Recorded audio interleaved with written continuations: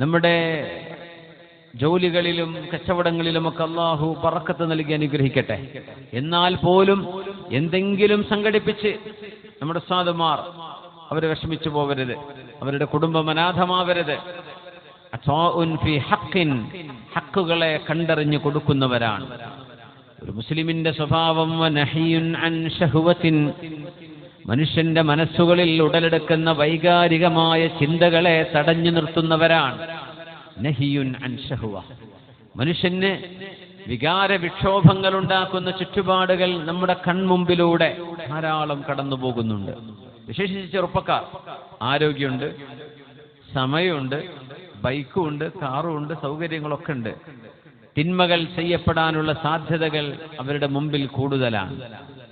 അങ്ങനെയിരിക്കെ അള്ളാഹുവിനെ ഭയപ്പെട്ടുകൊണ്ട് മാത്രം തിന്മകളിലേക്ക് പോകാതെ വിട്ടുനിൽക്കുക എന്നത് അതൊരു വലിയ കാര്യമാണ്. നഹിയുൻ അൻ ഷഹ്വ. കൂടുള്ള ആളുകൾക്ക് ഗേൾ ഫ്രണ്ട് ഉണ്ട്, കൂട്ടുകാരികളായ പെൺകുട്ടികൾക്ക് ബോയ് ഫ്രണ്ടുകളുണ്ട്. ഉദാഹരണം പറയാം, ക്യാമ്പസുകളിൽ സ്വാതന്ത്ര്യമുണ്ട്. ലിബറലായ ജീവിതം ആഗ്രഹിക്കുന്ന ഒരു സമൂഹമാണ് നമ്മുടെ മുമ്പിലുള്ളത്. ദീനിന്റെ ചട്ടക്കൂടിൽ നിന്ന് പുറത്തിറങ്ങിയിട്ട് സ്വാതന്ത്ര്യം വേണം എന്നാണ് അവർ പറയുന്നത്. ദീനിന്റെ ചട്ടക്കൂടിൽ നിന്ന് പുറത്തിറങ്ങിയാൽ ആ സ്വാതന്ത്ര്യത്തെ അവര് തളച്ചിടുന്നത് ശരീരമെന്ന അല്ലാഹു സുബ്ഹാനഹു വ തആല പരീക്ഷണമായി തന്ന നമ്മുടെ ഈ ശരീരത്തിന്റെ മുമ്പിൽ അടിമയായി മാറുകയാണ് ഈ സ്വതന്ത്രവാദികൾ എന്ന് നമ്മൾ തിരിച്ചറിയണം. അങ്ങനെയാണ് അവർ ശരീരത്തിന്റെ അടിമകളായി മാറുക.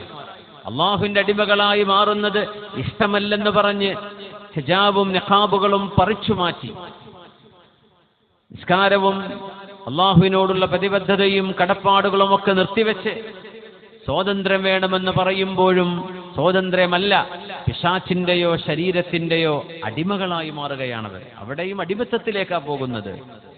വഖാലിഫിൻ നഫ്സ വശൈത്വാന വഅസ്ഹിമാ വഇൻഹുമാ മഹളാക النُّصْحَ ഫത്തഹിമീ.